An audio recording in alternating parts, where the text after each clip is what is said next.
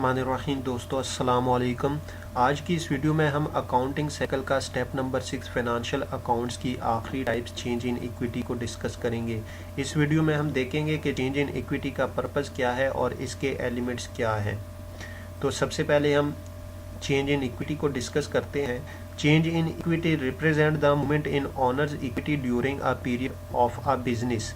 यानी जो ये स्टेटमेंट बनाई जाती है ये बेसिकली किसी भी बिजनेस के ऑनर्स की इक्विटी में मूवमेंट्स के उसकी इक्विटी में कितना चेंज आया वो देखने के लिए हमें ये स्टेटमेंट प्रिपेयर करनी पड़ती है।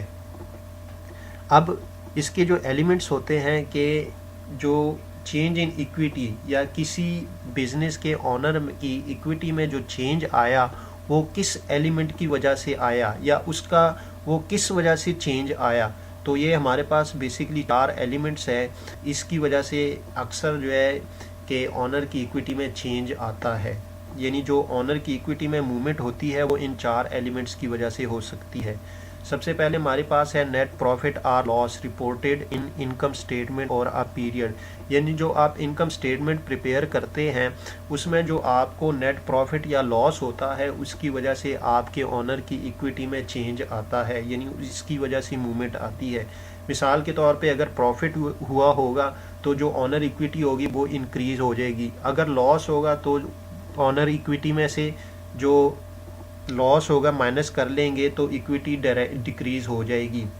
इसी तरह share capital issued or repaid during the period. अगर शेयर कैपिटल कोई भी कंपनी का जो ऑनर होगा वो शेयर कैपिटल इशू करेगा तो उसकी इक्विटी इंक्रीज हो जाएगी अगर वो रीपेड करेगा ड्यूरिंग द पीरियड। जो उसने पहले इशू किए थे उसके अगेंस्ट जो उनको इन्वेस्टमेंट रिसीव हुई थी अगर वो उसको दोबारा वो रीपेड कर देगा तो उसकी ऑटोमेटिकली जो इक्विटी होगी उसमें डिक्रीज आ जाएगा। इसी तरह अगर वो डिविडेंड पे करेगा तो ऑनर की इक्विटी जो होगी उसमें चेंज आ जाएगा, मींस के डिक्रीज हो जाएगी। इसी तरह जो हमारे पास लास्ट है गेन आर लॉस। अगर देखें किसी भी बिजनेस में ऑनर को अगर गेन होगा तो उसकी ऑटोमेटिकली जो इक्विटी होगी वो इंक्रीज हो जाएगी।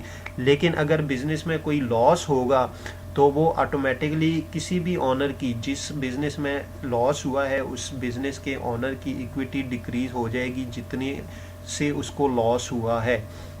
यानी बेसिकली ये जो 4 एलिमेंट्स है इसी एलिमेंट्स की वजह से हमारे जो बिज़नेस का जो ऑनर होता है उसकी इक्विटी चेंज होती है। यानी उसकी जो मूवमेंट होती है वो इन 4 एलिमेंट की वजह से चेंज आता रहता है उसमें।